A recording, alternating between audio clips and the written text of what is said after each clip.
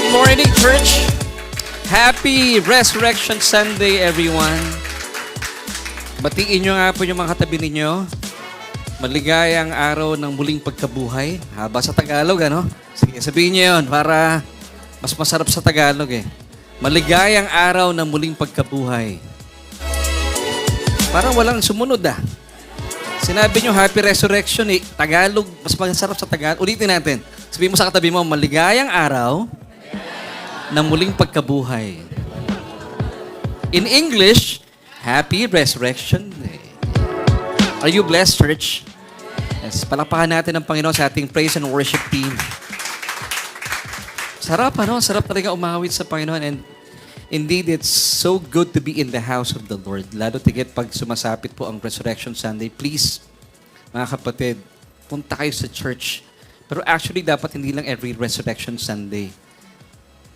Maraming nabubuhay, nagsisimba pag Resurrection Sunday. Pagtapos ng Resurrection Sunday, bumabalik na naman sila sa Semana Santa. Hindi po. At dalangin namin, patuloy tayong mabuhay dahil ang sarap talaga mabuhay kasama ni Kristo. Amen, church?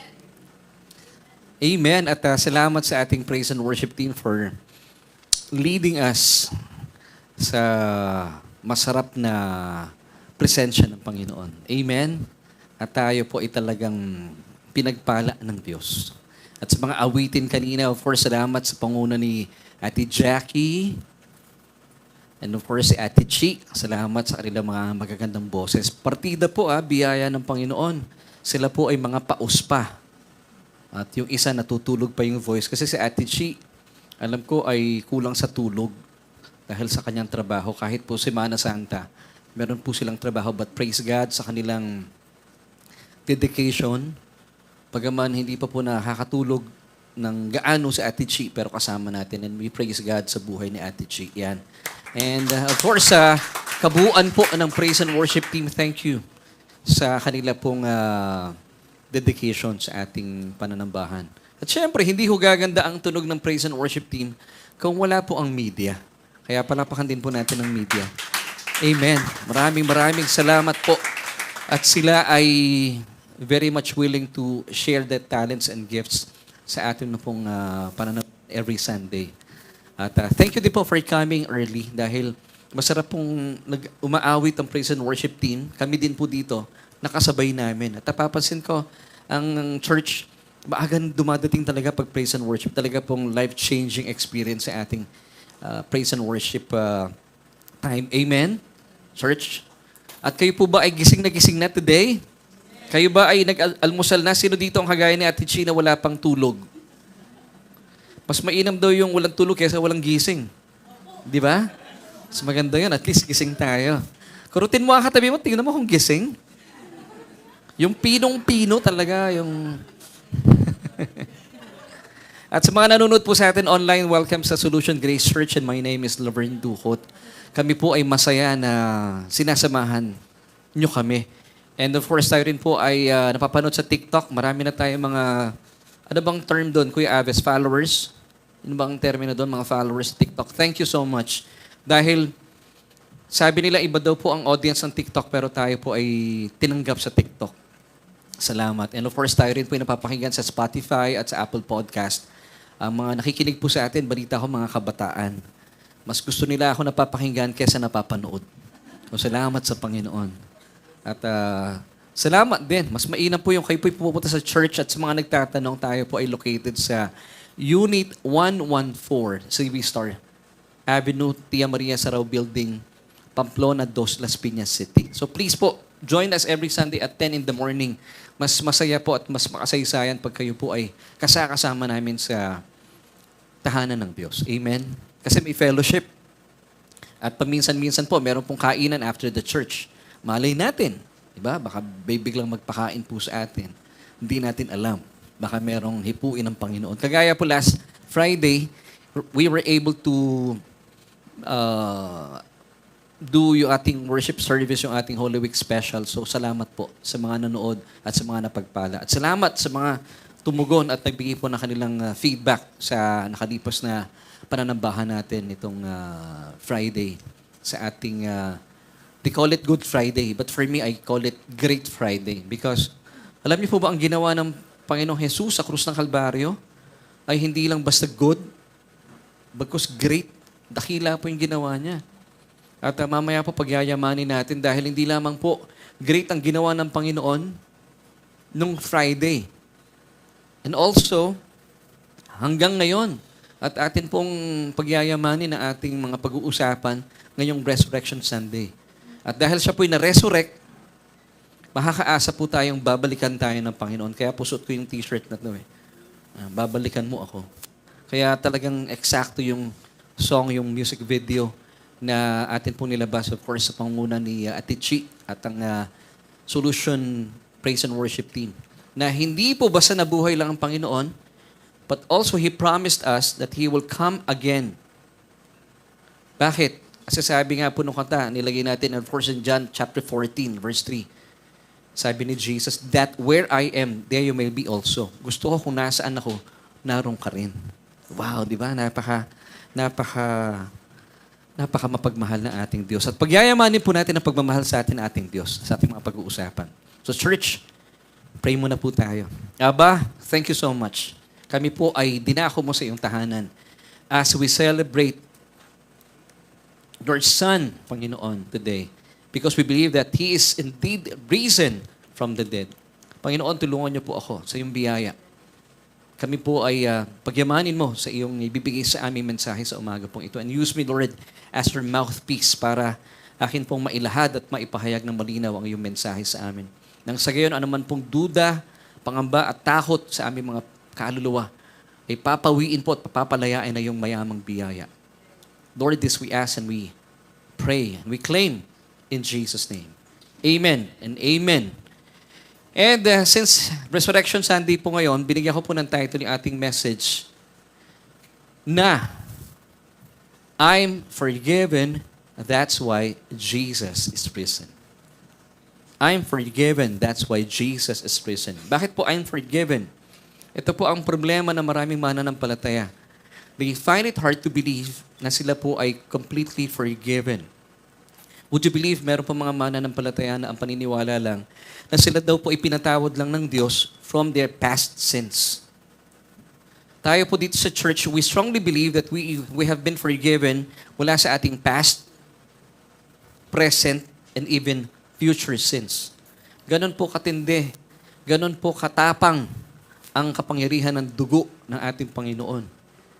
Sabi nga po ni Ephesians chapter 1 verse 7, in Jesus we have redemption through His blood, the forgiveness of sins according to the riches of His grace. Praise God! So ako po, I strongly believe that hindi lang tayo pinatawad sa ating mga nakalipas na kasalanan. And then, anong gagawin natin sa kasalukuyan na tinaharap? Sabi ng iba, ikaw na bahala doon. Gamitin mo ang 1 John 1:9. Hindi po totoo yung, kasi kung ito po ay totoo, dalawa na po ang tagapagligtas. Yung first half si Jesus. Mula sa iyong kapanganakan, hanggang saan ikaw ay naging born again, siya nagligtas pala sa iyo. Ikaw ay pinatawad sa iyong kasalanan, and then yung present mo, hanggang bago ka mamatay, ikaw na bahala. So lumalabas, dalawang tagapagligtas. Hindi po pwede yun, isa lang tagapagligtas. And that's why we strongly believe in this church that we have been forgiven completely. Kaya nga po maririnig nyo kami ni Brother Joel na lagi namin sinasabi that we are the righteousness of God in Christ Jesus. Say this with me, church. I am the righteousness of God in Christ. So tayo po yung ating righteousness, hindi po ito bunga ng ating mga ginawa. Because ito po ay given as a gift by Jesus. It was imputed unto us. In the same manner, hindi rin po siya naging kasalanan sa krus by doing sin because Jesus is thrice holy. He did no sin, in Him is no sin, and He knew no sin. Paano po siya naging kasalanan? Nung Kanya pong tinanggap at ibinunto ng Diyos sa Kanyang katawan ang ating kasalanan. And by believing in Jesus and His finished work on the cross, we also receive, by receiving, nakamit po natin yung tinatawag na kaloob na charis or biyaya ng katwiran. Amen. Kaya po tayo ay ligtas because we are forgiven. Kasi hindi po kayo maliligtas pag hindi po kayo forgiven. Marami pong mananampalataya sa ngayon natatakot po about the rapture of the church because sabi nila, naku sana pag dumating ang rapture, sigurado ako. Kasi meron po mga nagsasabi, Na pag kayo po ay, even though you're a Christian, pero pag natagpuan kayo ng Diyos na hindi handa, may mga Kristiyano may iwan sa rapture. Talaga matatakot po yung mga tao. At meron pa mga ilang pastor nagsasabi that hindi po lahat ng Christians ay maliligtas. Naku po, paano na yun? Pag sinabing Christian, ibig sabihin, tumanggap sa Panginoon, kinilala siya bilang sariling Panginoon na tagapagligtas. And then, ano nangyari? Ang tawag po dito ay regeneration. It's an act of God where a spiritually dead person is made alive in Christ through the Holy Spirit. So, ibig sabihin, yung banal na Espiritu ng Diyos ay mananahan na at nananahan na sa inyong born-again spirit for how long? Forever. Hindi na po aalis yun. Ngayon, pag umalis po yung banal na spirit, malaking problema yun. Pero buti na lang, hindi aalis. Kaya sabi ng Panginoong Jesus, He, the Holy Spirit, will abide with you forever. Wow. So, ibig sabihin, be conscious, kahit na hindi tumataas sa mga balahibo mo sa iyong katawan, habang nagpipraise and worship ka, by faith, nasa inyo po ang banal na spirito. If you have received Jesus as your Lord and personal Savior. So, hindi po nakabase yung sa pakiramdam, Pastor, kasi hindi po tumatayo yung mga buhok ko sa ulo eh. Yung pala, wala ka naman buhok sa ulo, wala talagang tatayo. Kahit po walang ganon, by faith, kung kayo po isang mananampalataya. So, paano ko malalaman, Pastor, ako'y mananampalataya? Dapat meron pong buhay na nagbago. 2 Corinthians 5, verse 17, therefore, if anyone or any man who is in Christ, he is a new creation. All things have passed away. Behold, pag sinabing behold, be aware that all things have become new. So kung dati, ikaw ay mandurukot, gagamitin ko na lang po yung apelido ko. No? Halimbawa, ikaw ay mandurukot. Pero habang tumatagal ang panahon, ikaw ay lagi nandudugas, nang i-scam ka, pero sabi mo Christian ka, hindi totoo, hindi ka born again. Kasi lalo kang palala ng palala eh. Pero kung ikaw ay dating mandurukot, pero lumilipas ang panahon, hindi ka na nandurukot bagkus ikaw ay nagtatrabaho at nagiging pagpapala sa maraming tao, I believe that you are saved. Amen and amen. So, I'm forgiven, that's why Jesus is present. So, pagyayamanin po natin at alamin natin, ano yung ating righteous foundation? Kung bakit po dito napapansin nyo ang members po ng Solution Grace Church ay so confident na tayo po ay ligtas. Sino po dito naniniwala na ligtas talaga? Amen. We are saved by the grace of God. Bakit ganun tayo ka-confident? At sa mga nanonood po sa atin, kung kayo po yung first time na nanonood dito, or first time po na dumako sa ating pananambahan, pagyayamanin po natin, ano yung righteous foundation na tayo po ay forgiven? Na kung bakit? Kasi pag forgiven ka, ibig sabihin, ligtas ka. Ibig sabihin, inangkin mo yung forgiveness na available na. And yung pong pagliligtas ng Panginoon, hindi po siya exclusive lang sa iilan, ha? Kagaya po na tinuturo ng iba. Hindi po. Ang pagliligtas po ng Panginoon, it's inclusive. It's for everyone. Now, it's up to you to receive it and believe it, or to believe it and receive it. Pag hindi nyo po tinanggap yun, even though it's available, sorry ka. Sayang naman. So, it's available for everyone. So, pinaka-wise na decision, kung available na pala ang kaligtasan, why not believe it and then receive it by faith? Di ba? Pinadali po ng Diyos ang kaligtasan. At yung kaligtasan po na yun, napakalawak po ng scope nun. Amen. Hindi lang tayo niligtas ng Diyos mula sa kapahamakan, walang hanggang kapahamakan sa impyerno, patungong langit. Would you believe kasama rin po yung everyday life natin? Yung pagliligtas sa atin sa araw-araw. Amen and amen. So tuloy natin, ating pong question for today is this. Why did God raise Jesus from the dead? Napatanong po ba kayo? Why did God raise Jesus from the dead? Now, alam niyo po ba, na ito po ay makasaysayan at mamaya po tatalakayin natin, ano ba yung nangyari after Jesus died at the cross? Para po maintindihan natin ano yung nangyayari o ano yung nangyari sa mga Old Testament saints at kung ano po yung nangyari nung sila po ay sumakabilang buhay. Pero sabi po ng Biblia, ang turing po sa mga mananampalataya na sumasakabilang buhay ay natutulog laang. Hindi po natin ginagamit yung salitang patay. Yung pong salitang patay, yung mga sumasakabilang buhay, pag sinabing namatay, ito po ay ginagamit sa mga unbelievers. Pero po sa ating mga mananampalataya, wala po kayong mababasa sa Biblia, especially sa New Testament, na kapag sumakabilang buhay ang isang mananampalataya, hindi po sinasabing namatay, because ay nangatutulog laang. Meron po dito mamaya, may mga matutulog sa inyo, pero alam ko mga buhay po kayo. So okay lang, matulog kayo, walang problema. Kasi alam ko, mapapanaginipan nyo ako. So yung mga natutulog dito, hindi pa ho mga ano yun, ha? Tulog lang yun. Pero so far, mga gising pa naman. Salamat sa Panginoon. So pag-usapan natin, lahat po na ginawa ng Panginoon ay talaga namang may significance. Wala pong insignificant details sa Biblia. Now, balikan po muna natin, bago natin pag-usapan ng resurrection, balikan po muna natin what happened noong Friday, noong Great Friday. Bakit kinailangan maipako na ating Panginoong Jesus sa krus ng Kalbaryo? Alam niyo po, lahat po ng pagkilos ng Diyos, pamamagitan ng kanyang bugtong na anak, tayo po ang beneficiary. Amen. Di ba? At kaya po tayo po ay talagang lubusang pinagpala. Now, alamin po natin, sa pagsisimula, what was the significance of Jesus being nailed to the cross? Bakit kaya po siya ipinako sa krus? Bakit hindi na lang sa pader? Pwede naman eh. Bakit sa krus? So may significance po ito. Since ito po ay ang ating usapan para maunawaan natin yung kanyang mga tinapos na gawa sa krus ng Kalbaryo. Kaya ito yung lagi natin sinasabi dito sa church, di ba? Ang gospel po, it's all about Jesus and His finished work on the cross. Pero after the cross, marami pa po siyang ginawa na tayo po ang beneficiary. So, what was the significance of Jesus being nailed to the cross? Ito po yung sagot. Sin entered the world when the first woman, and that was Eve, took from the forbidden tree. Yung forbidden tree, it's the tree of the knowledge of good and evil. So, God puts His only begotten Son, Jesus, back on the tree. That typifies the cross. Yun pala ang significance ng tree. For you and for me, to undo what the first man did.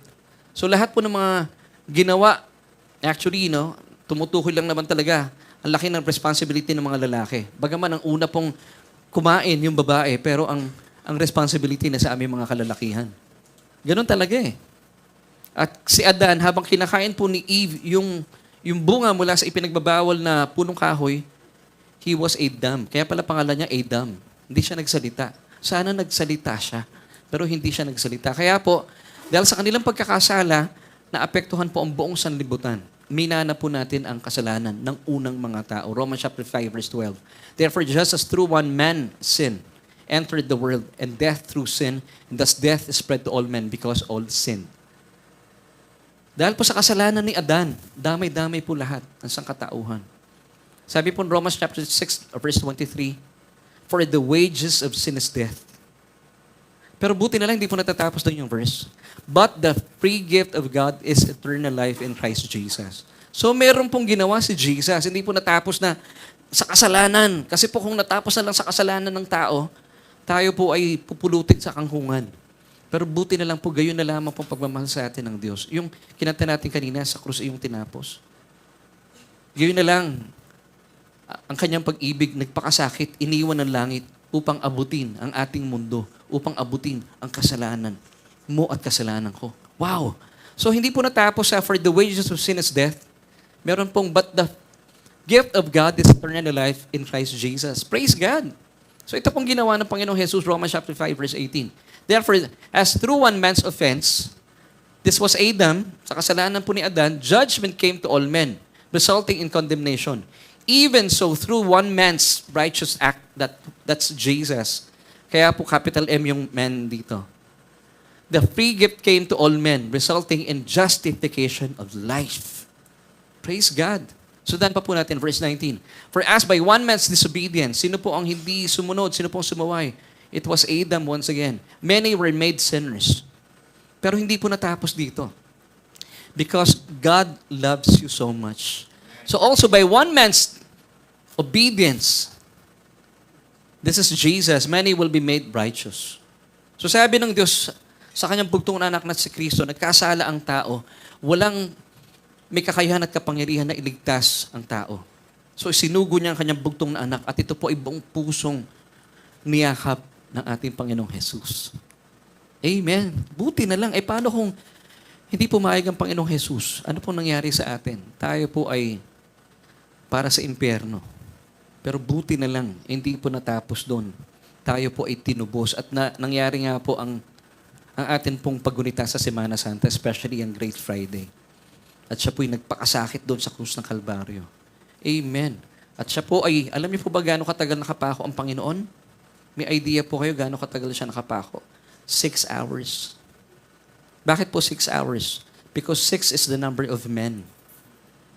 In biblical numerics, 6 is number of men. Kaya po kapag ang tao ay punong-puno ng kanyang sarili, at darating po ang panahon, ito yung number ng Antikristo. 666. Pastor, yung 555, okay pa po yun. Kasi 5 talaga is a number of grace eh. Pero yung 5 ngayon, number lang na ano yun eh. Sardinas no?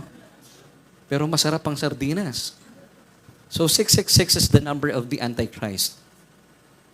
6 is the number of men. So at the cross, Jesus suffered for 6 hours. Ibig sabihin, tinapos na po ng Panginoon ang lahat na ating mga pagdurusa at paghihirap. And then Jesus shouted, "It is finished." In Greek, tetelestai. In Hebrew, kula. Pinaputi po tayo.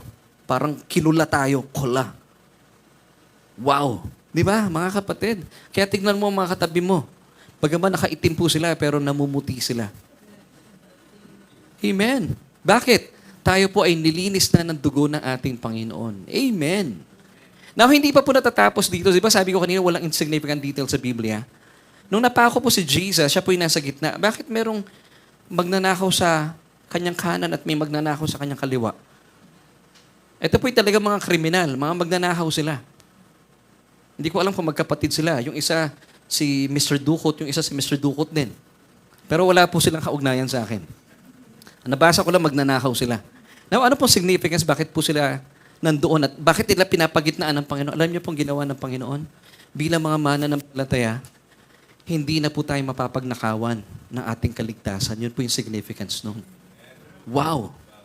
Kaya mapapanghawakan natin ating kaligtasan intact talaga.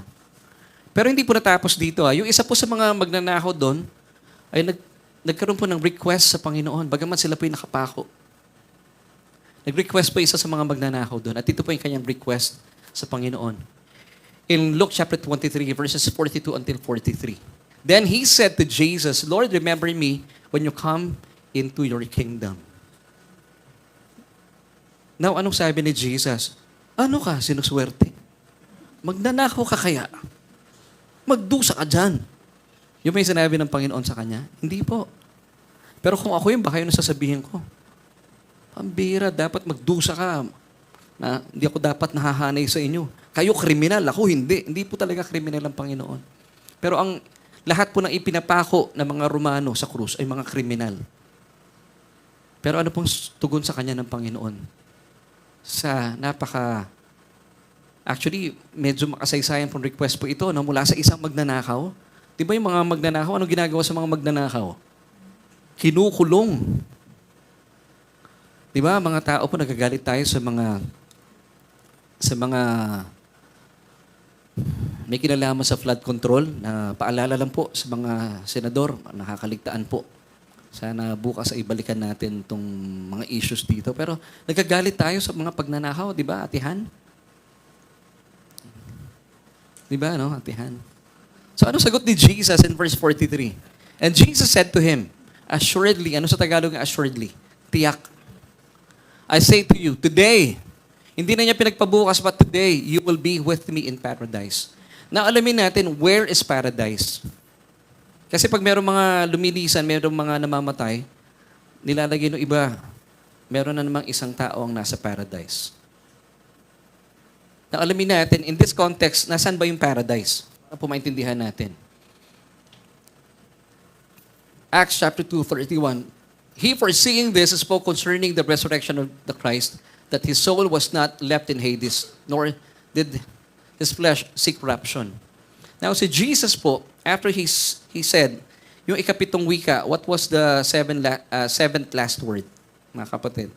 Father, into thy hands I commit my spirit. Di po ba yun ang huli? And then, siya po ay binigyan na niya kanyang espiritu sa kanyang ama. Now, saan po siya pumunta? Siya po ay pumunta sa Sheol. Yung Sheol po, it's a Hebrew term for a place or the terminal for the departed spirits. Yung mga nangamamatay, doon po pumupunta. Sheol. Sabihin niyo po Sheol. Sa Greek, ito ang tawag po dito ay Hades. Nababasa niyo sa New Testament niyo may Hades.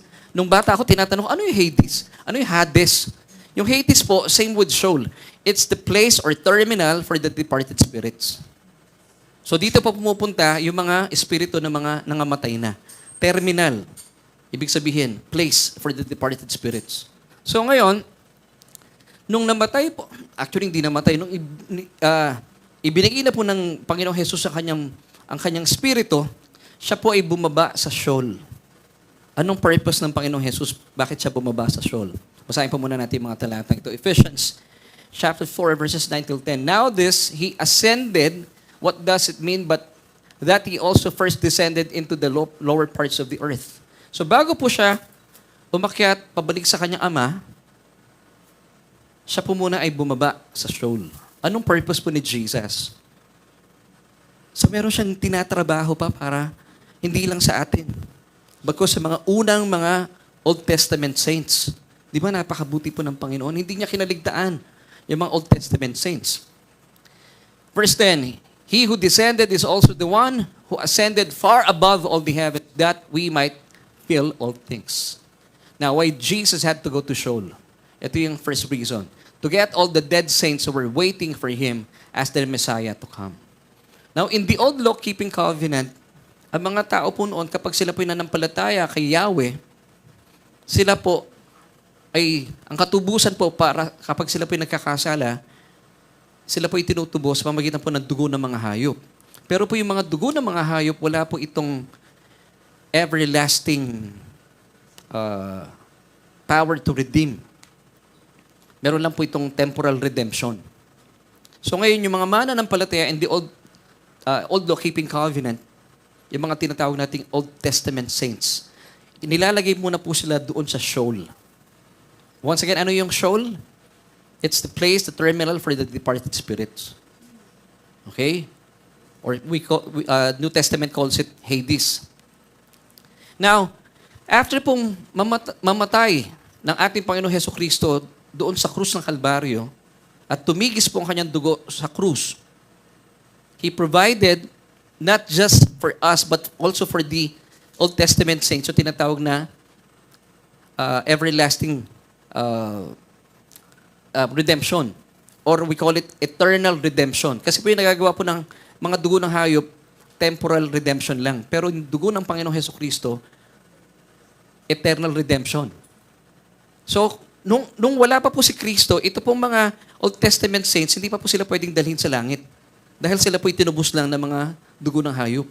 So sila po ay nilagay muna doon sa terminal, Sheol. Nung namatay na po ang Panginoong Hesukristo, sinundo po sila, pinuntahan sila doon sa Sheol. Grabe ang Panginoon. Talagang nanunundo. Pinuntahan po niya yung mga Old Testament saints. And finally, sabi niya, kasama ko na kayo. Yun pong Sheol na yon, meron pong dalawang compartment yon, yung Sheol. It's the place for the departed spirits. Yung kabilang side, hell. Kung saan dito tinotorture yung mga hindi naniwala kay Yahweh.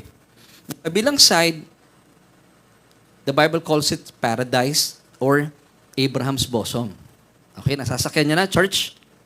So itong mga nanampalataya kay Yahweh na tinubos ng mga dugo ng hayop, nandito po sila sa Abraham's bosom or sa paradise.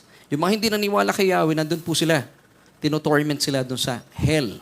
So yung Sheol, may dalawang compartment. Okay? Para nasasakyan ninyo. Pero mamaya pa pagyayamanin natin. Baka akala nyo po gawa-gawa ko lang po ito.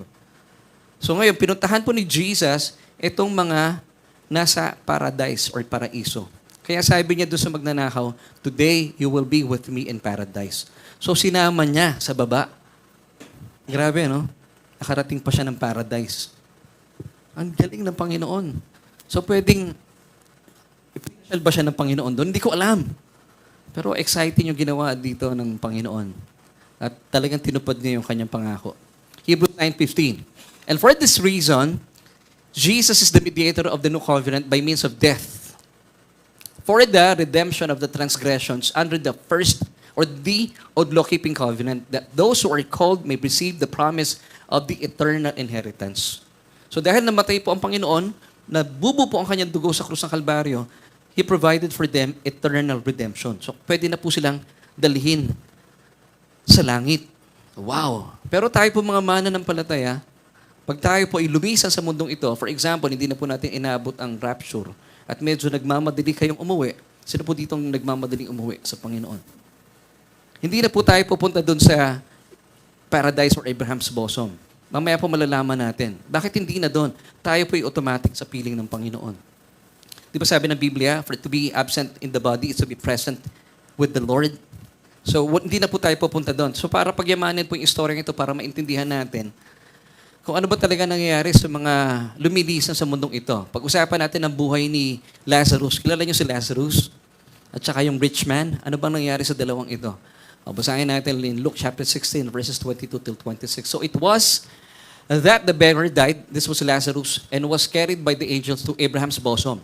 So, yung Abraham's bosom, also known as paradise. Tandaan niyo po yung church, ha? The rich man also died and was buried. Saan siya dinala? And being in torments in Hades, remember yung Hades at saka Sheol, isa lang? So, bakit dito, tormented siya, pero yung isa, nasa Abraham's bosom. And then, the rich man lifted up his eyes and saw Abraham afar off, and Lazarus in his bosom. So, natatanaw niya, itong dalawa. At itong si Lazarus, kasama si Abraham. Verse 24, then, he cried and said, Father Abraham. So, may nagtanong sa akin before, pag ba namamatay, nakikilala pa rin yung mga kamag-anakan or yung mga dating kakilala? Posible. Kasi kilala niya si Father Abraham. Etong rich man, di ba yung mga rich, mga ganyan, sanay mag-utos. Dito po, hanggang sa kamatayan, nag-uutos pa rin siya. Tingnan niyo po, basahin natin ha. Have mercy on me, and send Lazarus that he may dip the tip of his finger in water and cool my tongue, for I am tormented in this flame. Isipin mo ha, hindi niya inutusan si Lazarus, inutusan niya si Amang Abraham. Yung ugali niya sa lupa, nadala niya rin sa impyerno. So, posible kilala niya po yung kanyang kausap. At naalala niya kung sino si Lazarus. Inutusan niya si Lazarus para inutusan niya si Abraham para utusan si Lazarus na tubigan niya kanyang dila. Verse 25, but Abraham said, Son! So, ganun yung usapan nila doon, no? Kasi malayo eh. Son! Remember that in your lifetime you received very good things, and likewise Lazarus evil things. But now, he is comforted and you are tormented. So, magkaiba po sila ng nararamdaman. Being in Abraham's bosom, itong si Lazarus, he was comforted. Pero itong si rich man, in hell, Hades, he was tormented. So makita po natin, isang lugar lang, pero bakit magkaiba po sila ng nararamdaman? Verse 26, and besides all this, between us and you, there is a great gulf fixed. Meron pong bangin sa pagitan. Kaya pala natatanaw ni rich man itong si Lazarus at saka si Abraham. So, malinaw po, no? Nandun lang sila sa Hades or Sheol, nahihiwalay, nahahati ng isang great gulf fixed. Meron pong bangin.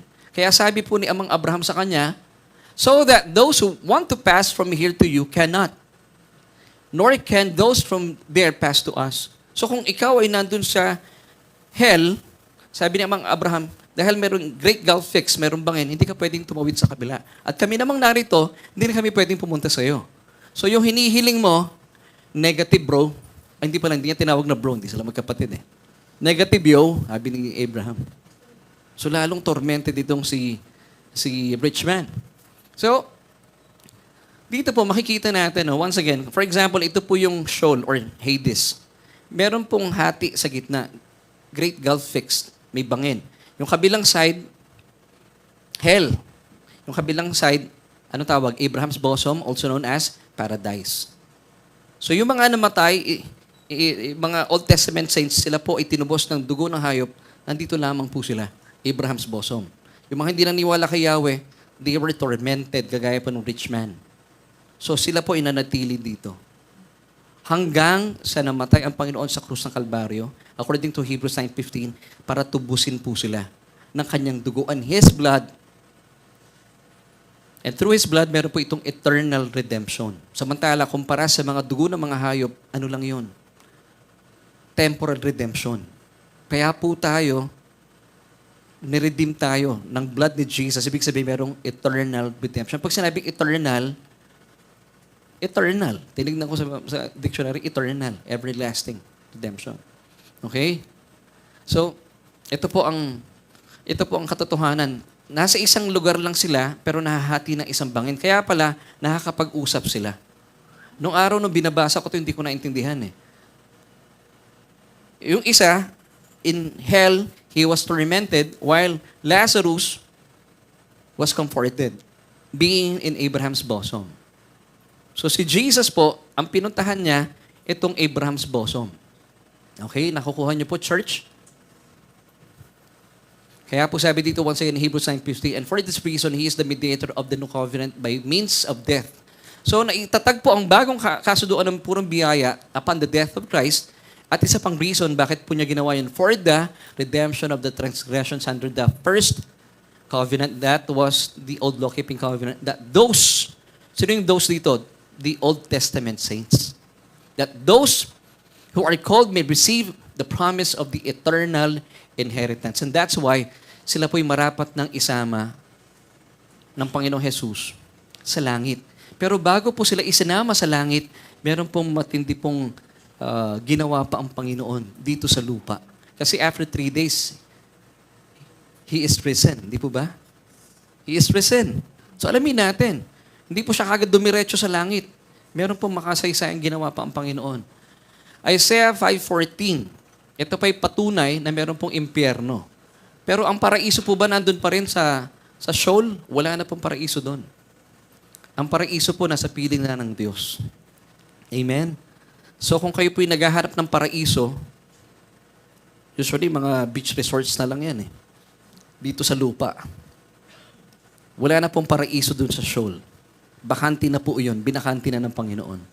Okay? Now, may impyerno ba? Meron po. Bagaman sa panahon natin ngayon, wala na pong nagpipreach. Halos. Sabi nila mga Christian churches sila, pero sabi nila wala nang impyerno. Meron pang impyerno.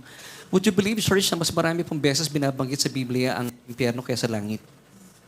So, ibig sabihin, totoo po ito. At ang impyerno po ngayon ay lumalaki. Ibig sabihin, nadadagdagan ng tao. Isaiah 5:14. Therefore, Sheol has enlarged itself. Lumalaki. So, dalangin po natin, kaya po tayo nagbabahagi ng salita ng Panginoon ng Ebanghelyo. Ayaw po nating meron pong dumagdag pa ang sino man sa atin doon.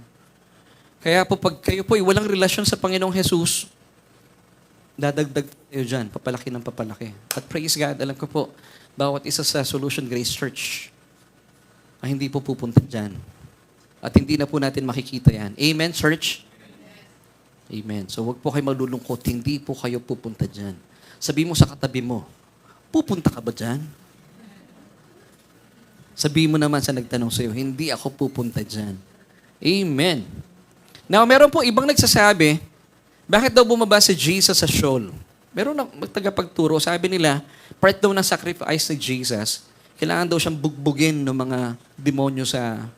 Narinig niyo to, Brother Joel? Kailangan siyang bugbugin at saktan doon sa impyerno. Hindi na po kailangan yun. At hindi pwede mangyari yun. Hindi pwede mangyari yun. Yung pong kanyang pagdurusa, sapat na doon sa krus ng Kalbaryo. Amen. Now, second reason why Jesus had to go to Sheol. He preached to the spirits in prison. So yung kabila, sinundo niya yung mga nasa Abraham's bosom. Sinundo niya. Yung sa kabila naman, He preached to them. Hindi po siya nag-preach para maligtas sila. Hindi po. Pag sinabing preach, in other words, pwede pong gamitin ditong word A. He gave them the good news na siya, ang pangako ng Diyos na maglalaan at tagapagligtas at sinabi niya, nagtagumpay ako. Yun ang ibig sabihin ni preach the gospel to the spirits in prison. Now, sino-sino itong mga spirits in prison? Sila po yung mga anghel na gumawa ng kabuktutan na dapat hindi nila ginawa sa panahon ni Noah. Kung mababasa niyo po, yung mga anghel nagkatawang tao. At sila po ay ng asawa ng mga tao, mga babae. At nakapag-produce po sila ng mga tao. Freak. Ang tawag po dito ay mga Nephilim. Sila po yung mga higante. Ito po yung mga inubos sa panahon ni Noah. Sinong nasa likod dito? Yung mga fallen angels. Okay. Pastor, sigurado ka sa sinasabi mo? Totoo po yan. Nasa Bible yan. 1 Peter 3 verses 18 till 19. For Christ also suffered once for sins, the just for the unjust, that He might bring us to God, being put to death in the flesh but made alive by the Spirit. Now, alamin natin, verse 19, by whom also He went and preached to the spirits in prison. Alamin natin sino itong spirits in prison. Gaya ng sinabi ko, in Genesis chapter 6 verse 4, there were giants on the earth in those days. And also afterward, when the sons of God, yung sons of God dito, hindi po ito yung mga anak ng Diyos na kagaya natin, ito po yung mga angels. Came in to the daughters of men, and they bore children to them. So, inasawa po nila yung mga kababaihan. Those were the mighty men who were of old, men of renown. Yung ginawa po nila, bawal na bawal. And that's why sila po ngayon, itong mga demons na ito, ay ikinulong po ng Panginoong Diyos sa tinatawag na Tartarus, naka-chain po sila. At sa panahon natin ngayon, hindi na po nila pwedeng gawin yon dahil takot na po sila. Okay, church? Kaya po noong araw, si Goliath, I believe, he was then part of the Nephilim, mga higante. Pero kung may mga kamag-anak po kayo higante, hindi po mga Nephilim yon. Okay? Lalo na ako, hindi ako Nephilim. 1 Peter chapter 3, verse 20. Kami ni Ate G, hindi kami Nephilim. Who formerly were disobedient when once the divine long-suffering waited in the days of Noah, while the ark was being prepared, in which a few, that is 8 souls, were saved through water. Kasi po yung iba doon, mga freaks na eh. Nakakapanood kayo ng Lord of the Rings? Mga ganun na itsura nun. Freaks na eh. Anak ng mga demons eh. So half human, half angels. Mga fallen angels. So nakakulong na po sila doon with the chains. Inaantabayan na lang po yung judgment day. So yun po yung ikalawang dahilan ng Panginoong Jesus. Jude chapter 1 verse 6. And the angels who did not keep their proper domain. Kasi dapat nanatili lang silang mga demons na hindi sila dapat nagkatawang tao eh. Bawal sa kanila yon. But they left their own abode. He has reserved in everlasting chains under darkness for the judgment of the great day. So sila po ay nakatanikala hanggang sa ngayon. Ito po yung mga demonyo hindi makapaggawa ng kademonyohan. Kasi nakakulong sila doon eh.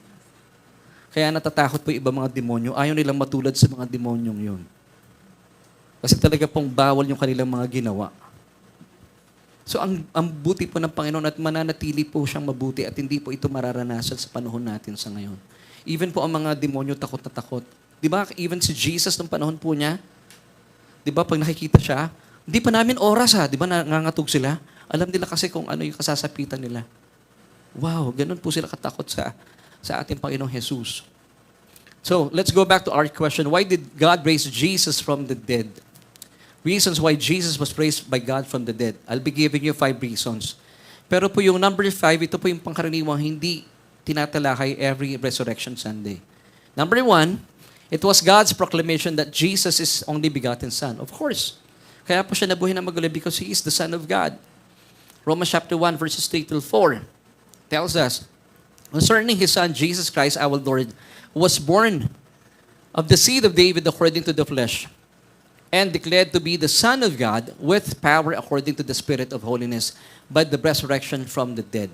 So yun po ang patunay na siya po ay kinakailangan mabuhay mula sa kamatayan because He is the Son of God. Ikalawa, Jesus conquered Him who had the power of death. This is good news, church, for everyone. Alam niyo po ba yung demonyo? Actually, hindi demonyo. Yung devil himself, Satan himself. Yung po mga demons, mga demonyo, mga minions lang po niya ito. So, iba po yung si devil sa demon. Yung devil, isa lang. Si Satan. Marami siyang demons. So, praise God. Jesus was raised by His Father from the dead. Ibig sabihin, wala na rin pong kapangyarihan yung devil sa atin because Jesus conquered him who had the power of death. By means of death. So, ibig sabihin, mga kapatid, ang galing ng Panginoon. Kanina nag-uusap-usap kami nila Kuya Jetro, nila Kuya Natnat, tsaka ni Kuya Arnel. Sabi ko sa kanila, napakabuti ng Panginoon. Lahat ng ginawa ni Jesus is very significant. For example, Nagkasala ang tao sa Garden of Eden. Diba? Sabi ng Panginoon na dahil sa kanilang pagkakasala, sila po'y tinaboy sa Garden of Eden at sila'y pagpapawisan nilang kanilang kakanin.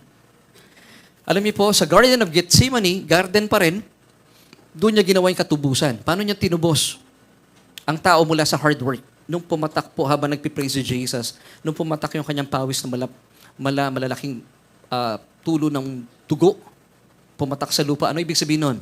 Hindi na tayo magpapakapagod. Ibig sabihin, niredeem niya, tinubos niya even po yung lupang nasa ilalim ng sumpa.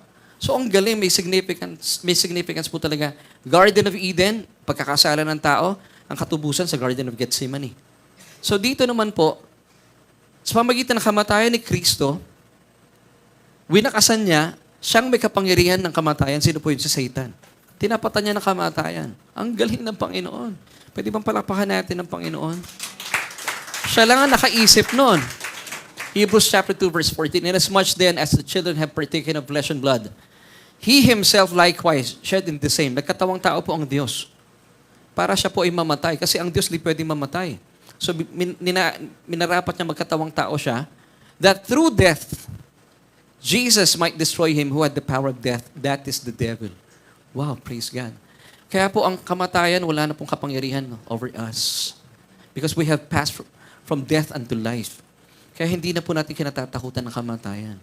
Amen. So this is really powerful, church.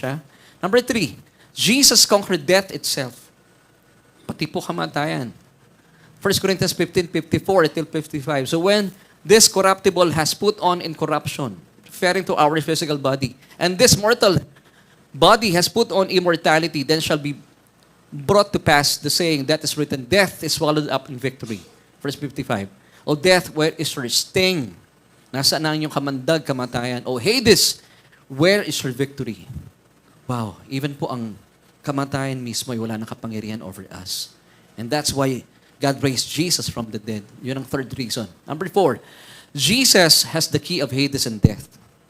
So wala na po sa kamay ni kamatayan ang susi ng kamatayan. Di ba? Kinatatakutan ng mga tao si kamatayan. Hindi na po yan nagmamayari. And mind you mga kapatid, hindi rin po si San Pedro ang may hawak ng susi.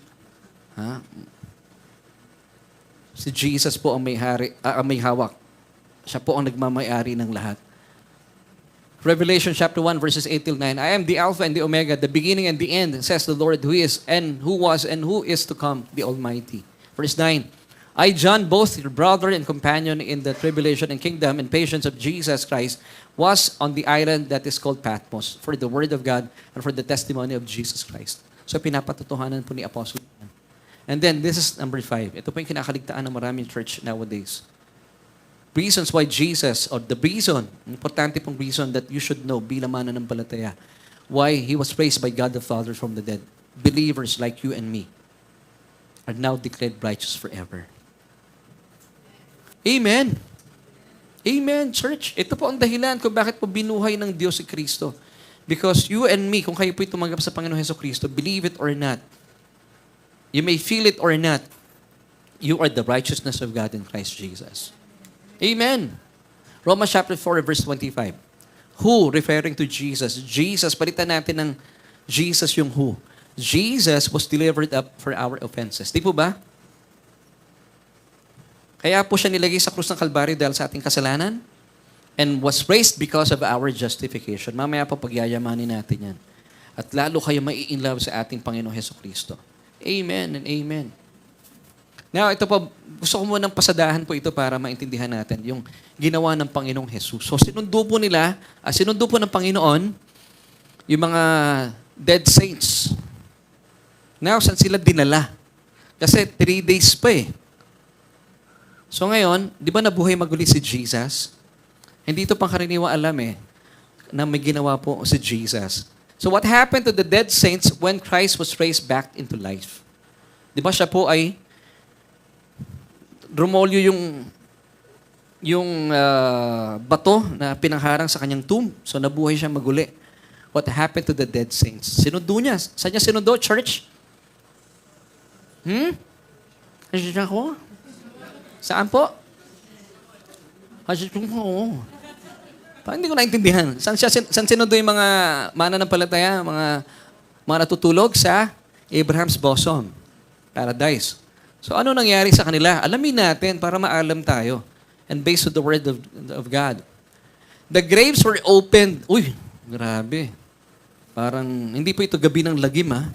Pero yung sabi ng Bible, the graves were opened and the bodies of the saints came out of the grave until after Jesus' resurrection and they went into Jerusalem, the holy city. So lumabas itong mga saints na ito. Walang binanggit kung sino. Pwedeng nandun sila David, sino pa? Kasi sila Elijah na rapture eh. Sino pa? Pwedeng nandun si Samson. May verse ba sa Bible? Meron po. Narinig nyo na ito o first time nyo narinig po ito? Sinong first time narinig po ito? Matthew 27:52, and the graves were opened, and many bodies of the saints who had fallen asleep. Yung fallen asleep, ito yung term sa mga namatay. Okay, church, sa mga mananampalataya. Kaya ginamit dito, who had fallen asleep. Sila mga namatay, were raised. So, hindi lang si Jesus ang nabuhay. So, siya po ang first fruit. Sumunod po yung iba mga dead saints. So, ibig sabihin, nung nabuhay maguli ang Panginoon, meron pa mga nabuhay. So, sila po ay dumating doon sa Jerusalem, the holy city. At nakipagniig sila with people. Siguro sa panahon natin ngayon, baka ang gagawin natin, uy, si David. Siguro ano tayo, no? Yung selfie, David, pwedeng selfie. Nangyari po ito eh. Bakit? Gusto ng Panginoon maging kasaysayan po talaga ito at maintindihan natin. Ako, nung nasa biyaya ako, doon ko lang naintindihan ito eh. Hindi ko alam na may ganitong pangyayari. So, ibig sabihin talaga, Jesus is present. And mind you, church, hindi natin sinasabi, Jesus was present. Bakit is? Pero dapat was no? Bakit present? Kasi patuloy po siyang pinapaalalahanan tayo na siya po ay nabuhay talaga maguli. Sa mga nagsasabing was, 2,000 years ago na yun, tayo po hindi, every single day, we believe that Jesus is present. Lalo tigit, kapag tayo po ay nagkakamali, paalalahanan mo sarili mo. Jesus is present. Bakit? Pastor, mamaya po pagyayamanin natin yan. So, verse 52 tells us, and the graves were opened, so nabuksan yung graves. Sa panahon natin, pag magugulat ka, may lumalabas. At sila po'y nangabuhay. And many bodies of the saints who had fallen asleep were raised. Hindi po sinabi ko sino-sino sila. Pero sila po'y nabuhay din maguli. And coming out of the graves after His resurrection, they went into the holy city and appeared to many. So nagpakita sila sa maraming tao. Wow!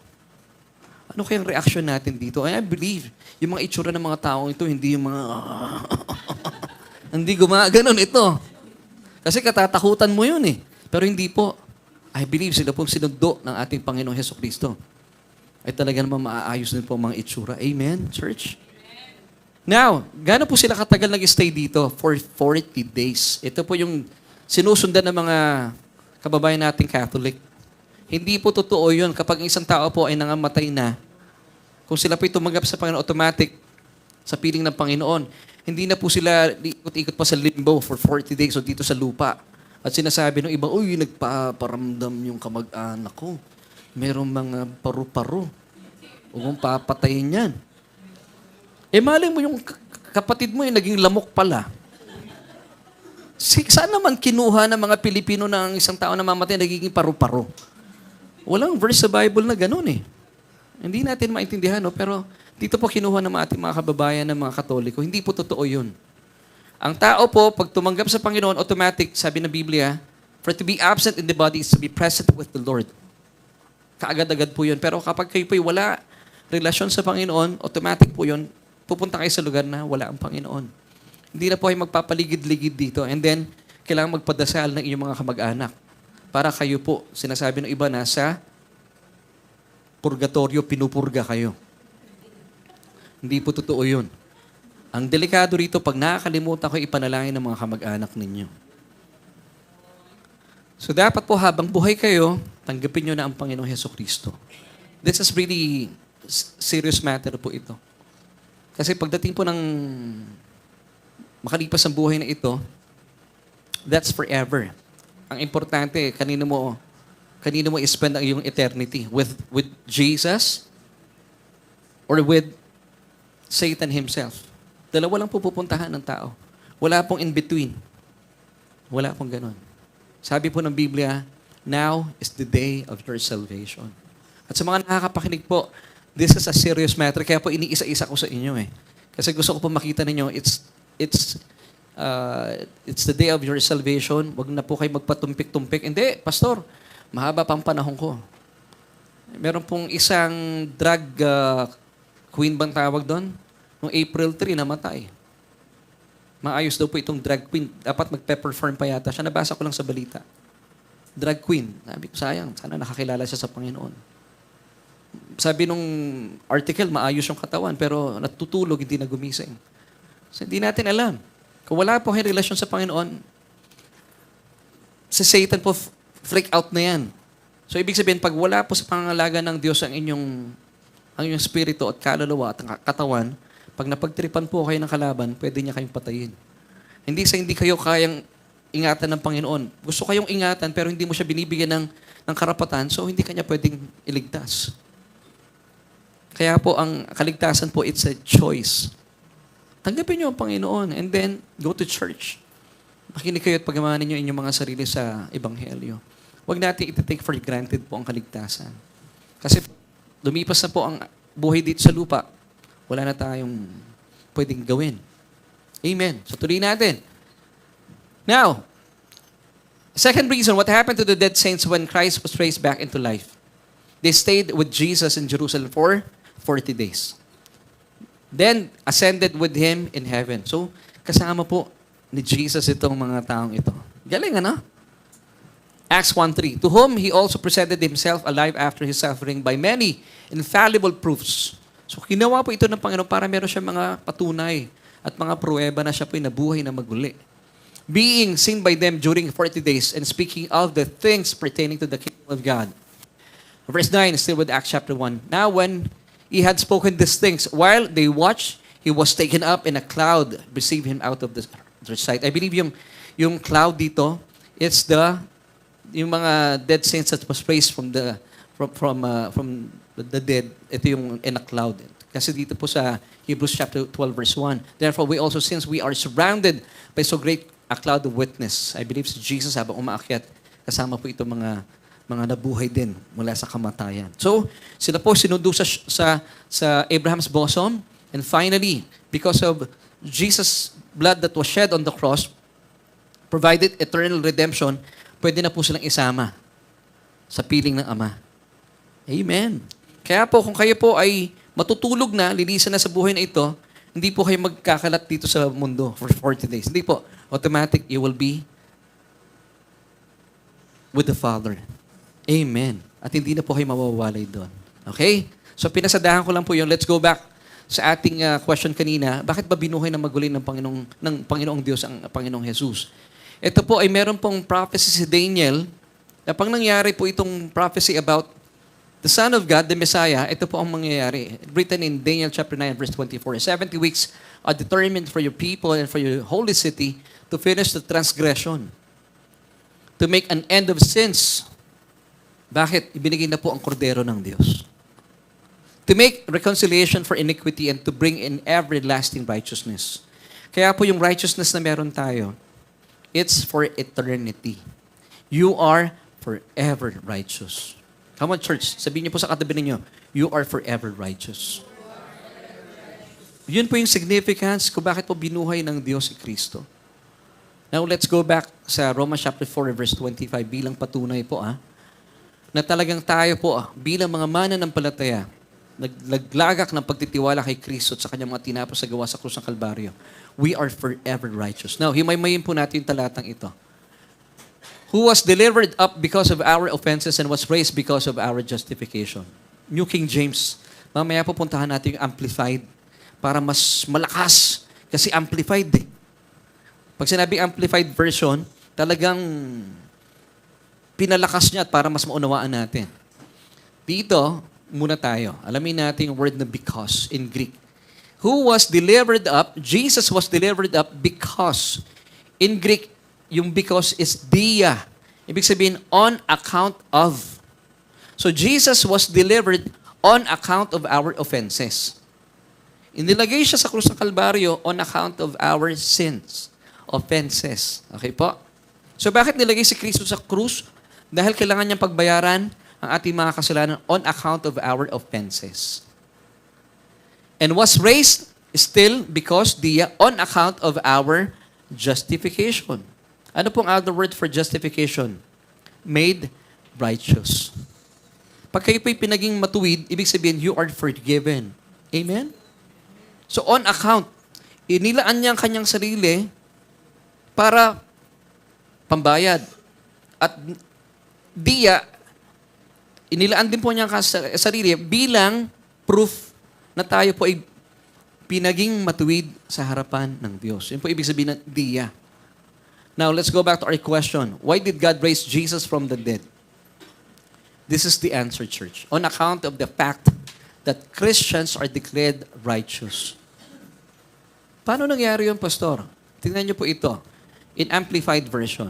Gaya na sinabi ko kanina, parang po mas malakas, mas maintindihan natin. Who was betrayed? Yung po dito, palitan natin ng pangalan ni Jesus. Jesus was betrayed and crucified because of our sins. Amen, church? And was raised from the dead. Bakit po siya binuhay na maguli? Because our justification, pag sinabing justification, acquittal, absolving us of what? Of some sin, or all. All sin before God. So, ibig sabihin, acquitted tayo, absuelto tayo. So, kinailangan pong buhayin ng Diyos si Kristo dahil nakita niya, sa kanyang kamatayan sa krus ng Kalbaryo, wala na pong kasalanan, nasaid na niya lahat. So, kinakailangan buhayin po ng Diyos si Kristo bilang patunay na tayo po ay absuelto at acquitted na sa lahat ng ating mga kasalanan. Nakuha niyo, church? Hindi po siya binuhay para tayo po maging righteous. Hindi po. Doon pa lang po sa kamatayan ng Panginoon, ginawa na tayong matuwid. At bilang patunay na tayo po ginawang matuwid, kinailangan pong buhayin si Kristo. So in other words, church, yung kamatayan po na ating Panginoon, yun po yung kanyang payment, pambayad. Now, yung pagkabuhi na maguli na ating Panginoon, yun naman po yung tinatawag na resibo. Di ba pag bumibili po kayo sa Mercury Drug, meron pa kayong mga promotion. Sa All Day, sa SM Center, lalo tigit sa Pure Gold, hindi kayo pwedeng lumabas, papakita mo yung resibo, di ba? Bakit mo pinapakita yung resibo? Bilang patunay na kayo ay nagbayad. Now, may nagbayad. Kung namatay po si Kristo at nanatili siyang patay, patay tayong lahat. Pero buti na lang na buhay maguli ang Diyos. Yun po ang nagsaserve sa atin bilang proof and testimony that we, believers, are forever righteous. Amen. So this is our solution, church. Jesus' death on the cross was His payment for our sins, while His resurrection is our divine receipt that serves as a proof and testimony that we who accepted Jesus as our Lord and Savior are declared forever righteous. Now, kung bumubulong ang kalaban sa inyo at sinasabi yung righteous ako, sabi ng kalaban, paano ka naging righteous? Blah, blah, blah, blah, blah. Anong pruweba mo na righteous ka? Aber, at nakaganon pa sa iyo si Satanas, ano? Sabi mo sa kanya, nabuhay ang aking Panginoon Jesucristo. And that's why I am forever righteous. Now, bago po kumanta yung ating praise and worship team, let me give you this verse, 1 Corinthians 15:17.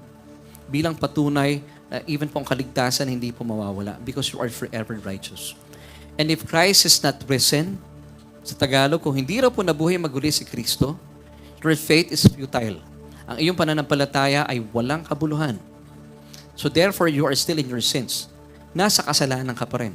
Madalas po marami mga mananampalataya nilalagay nila sa Facebook, I am a sinner saved by grace. That is wrong.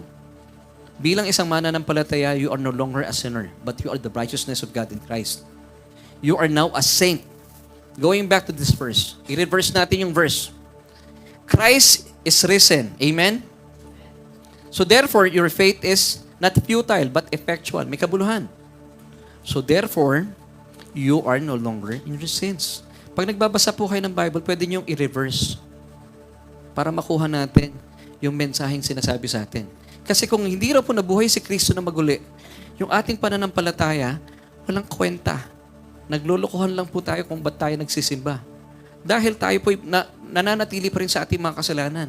Sabi nung talata, but praise God, si Jesus po ang ating Panginoon, hindi po siya nanatiling patay. He was raised by His Father from the dead. And that's why our faith is effectual. And that's why we have this confidence that we are no longer in our sins. Wala ka na sa kasalanan mo. Ano ka na ngayon? You are declared forever righteous.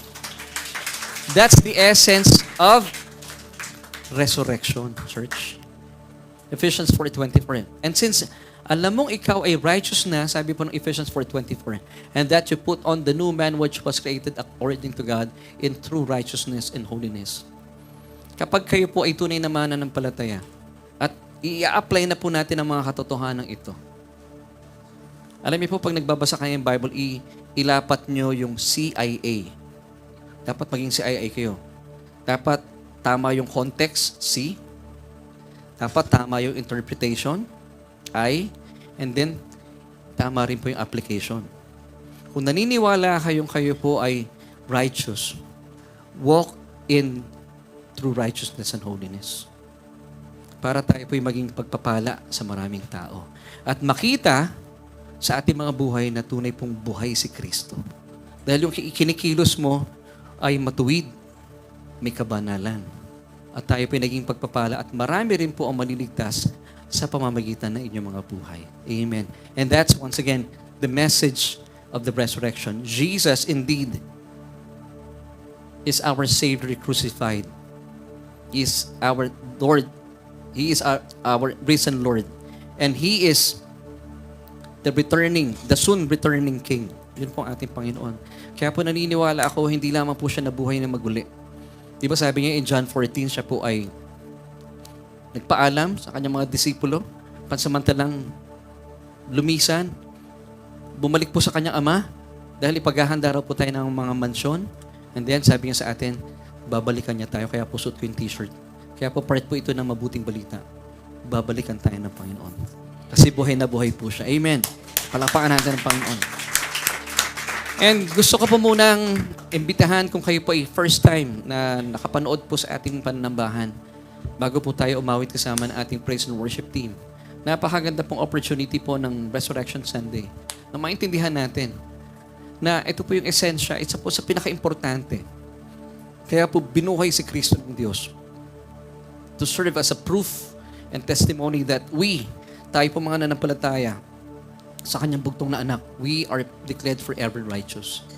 E ano naman, Pastor, kung ako'y declared forever righteous? Sabi po ni Santiago, the prayer of a righteous person availeth much. Ang panalangin po ng mga matutuwid ay pinapakinggan ng Diyos. So kaibigan, kababayan, kung kayo po'y wala pang relasyon sa Diyos at sa kanyang bugtong na anak, iniimbitahan ko po kayo na tanggapin po ang napakagandang opportunity na ito. Sabi po in Romans 10 verse 9 that if you confess with your mouth, bibig lang pong gagamitin natin.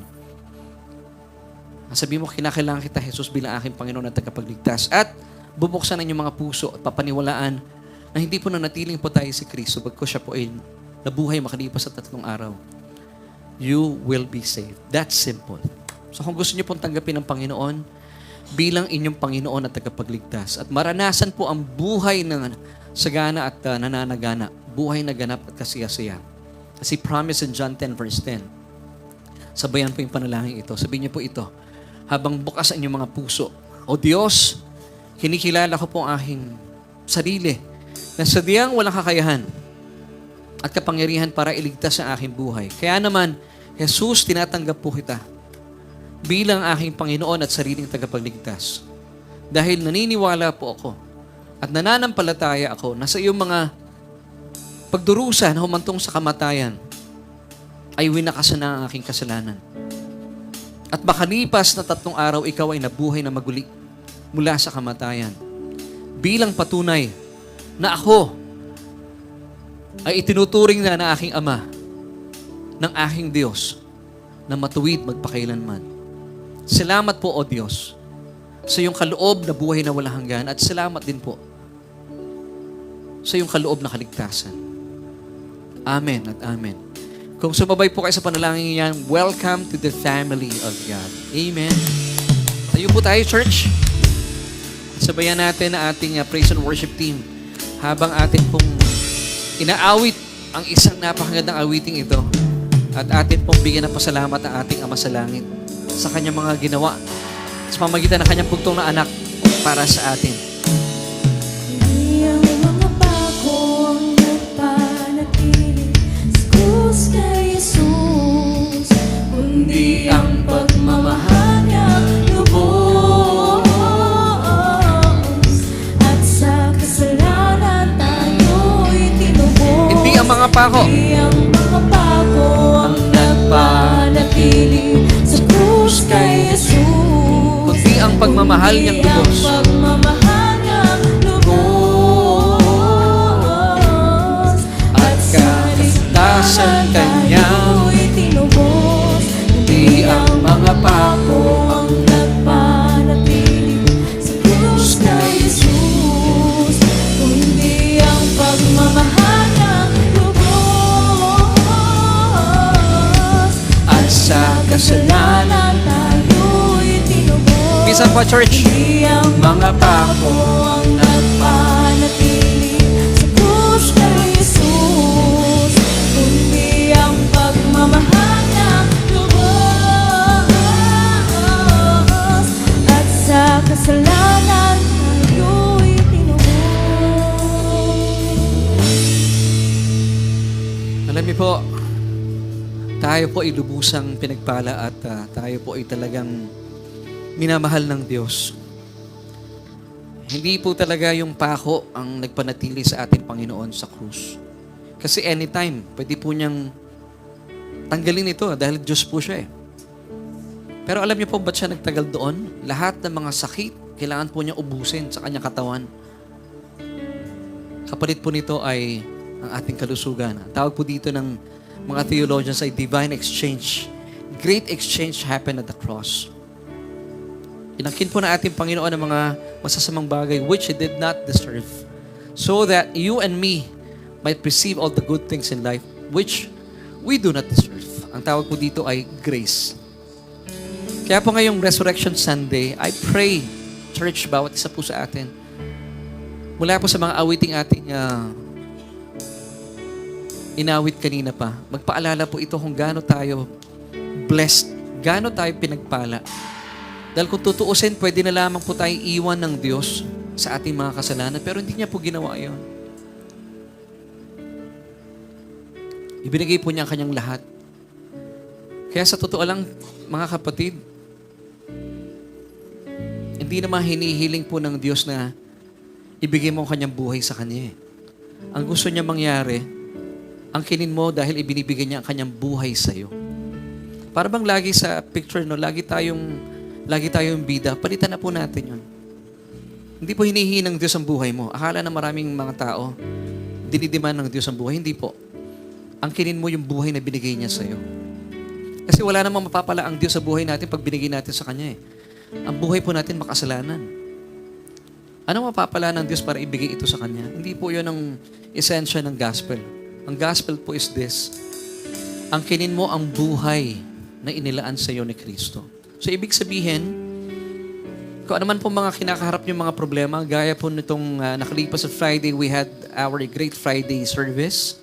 Kung napanood niyo po yung ating mensahe, nagkaroon po ng problema yung mga Israelita because sila po ay lubusang nagreklamo sa Diyos. Bagaman naranasan po nila ang kanyang provision, pero nagreklamo pa rin po sila at tinawag po nila ang manna from heaven na worthless bread. Nasa the last stretch na po sila na kanilang paglalakbay patungo sa promised land. Pero for the longest time sa buhay nila, nakita po nila, naranasan nila ang pag-iingat, ang pagpo-provide sa kanila ng Diyos. Pero reklamo po sila ng reklamo. These people were under the old law-keeping covenant.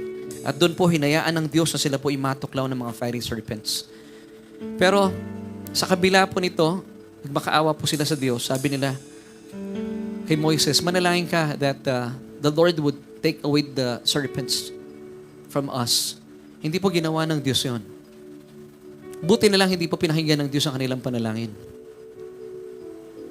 Dahil kung pinakinggan po ng Diyos na ang kanilang panalangin na tanggalin na lamang po yung mga ahas, eventually mamamatay pa rin po sila. Kasi natuklaw na po sila eh. At kung natuklaw na sila, nasa kanila na yung kamandag. And eventually mamamatay po sila. Ang ginawa po ng Diyos, kung ilalapat po natin ito sa ating panahon ngayon, may mga krisis tayo, may mga problema tayong kinakaharap. Sabi niya kay Moises, gumawa ka ng isang serpente o ahas at ilagay mo sa isang tungkod. Yung ahas po, it's a type of our Lord Jesus Christ. Bakit ahas? Ang ahas po ay hinatulan na. So Jesus at the cross was already judged. Yung pole, yun po, it typifies the cross. At sabi po ng Diyos, through Moses, anyone who is bitten, kapag siya itumingin doon sa serpent on a pole, shall live. So hindi sagot na tanggalin po yung problema. Tataas pa po marahil ang presyo ng gasolina, krudo, langis, o mga bilihin. Hindi po sagot na kung ano man. Ang sagot po sa atin, tignan natin ang ating Panginoon. Na nandoon at the cross, He became cursed, He became sin on our behalf. So dapat natin makita yon. At sino mang titingin po sa Kanya. And then He said, it is finished. Mabubuhay. Tayo yon by faith. So mga kapatid, ano man pong pinagdadaanan ninyo, huwag kayong tumingin sa inyong mga sugat. Huwag kayong tumingin sa inyong mga nakaraan. Kaya kayo nasasaktan eh. Yung nakaraan tapos na po yun, tignan po natin, huwag yung ating sarili. Tignan natin siyang nakapako doon sa krus ng Kalbaryo. Pero church, hindi po siya nanatiling nakapako. He is now risen. And you are declared forever righteous. So ibig sabihin, lahat po na idadalangin nyo sa Panginoong Diyos ngayon, papakinggan po ng Diyos yan. Be confident. By faith. Papakinggan po yan hindi dahil sa pangalan natin, but because of the name of Jesus. So gamitin po natin ang pagkakataong ito. Huwag niyo tingnan ang inyong mga problema. Let's gaze upon what Jesus did on the cross. Masdan po natin siya. Bilang isinumpa. Bilang naging kasalanan alang-alang sa atin. So mananalangin po tayo ngayon sa ating Ama na kung saan siya po ang nakaisip ng lahat ng ito. At doon po sa krus ng Kalbaryo, binata niya lahat ng mga sakit at karamdaman, kahirapan, para maranasan po natin ang maalawang buhay. For you know the grace of our Lord Jesus, guys, that though He was rich, He became poor, that you through His poverty might become rich. So lahat po provided na. All you have to do, bilang nabuhay na maguling ating Panginoon, paniwalaan po natin na bilang mga matuwid, papakinggan ng Diyos ang lahat ng inyong mga panalangin. So church, let's pray. Aming Diyos, Aba, nakikita niyo po inyong mga anak ngayon, tumanggap na iyong salita. Believing, Lord, that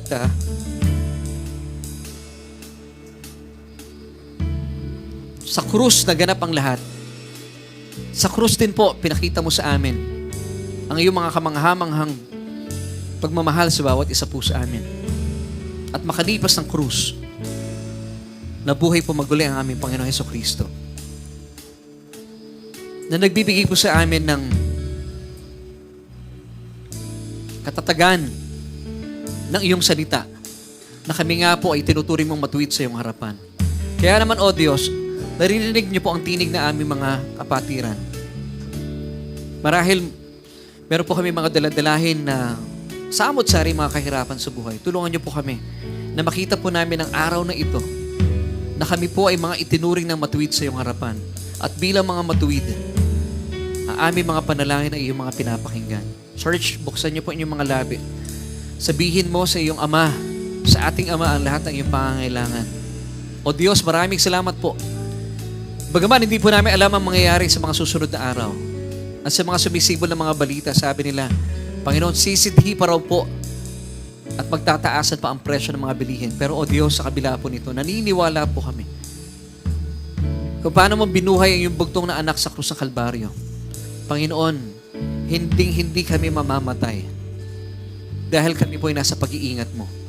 At dahil kami po ay hindi mo lilisanin ni iwan man sa mga pagkakataong ito. Bagkus Panginoon, makikita po sa aming buhay ang patotoo na buhay sa amin si Kristo. Gamitin niyo po ang bawat isa, ang bawat miyembro po na aming sambahan at even po yung mga nanonood sa amin online. Panginoon, tulungan niyo po kami lalo tigit sa mga panahong ito na makita po sa aming mga buhay bilang mga matutuwid na buhay sa amin ang aming Panginoong Hesukristo. Ang patunay at patotoo na lahat ng iyong mga pangako ay iyong binigyan na ng katuparan. At ito po ay mamasdan sa aming mga buhay. Salamat po. Salamat po na kami po ay pinagpala mo ng lubusan. Pinaburan mo, O Diyos, ng ganap dahil kay Kristo. Mga kapatid, ang kinig po natin ang mga pangako at tugunan sa atin ng Panginoon. Salamat sa iyo, O Diyos. Inaangkin po namin ang lahat ng ito dahil kay Kristo. Amen at amen. Amen. You are blessed, church. Thank you for joining us.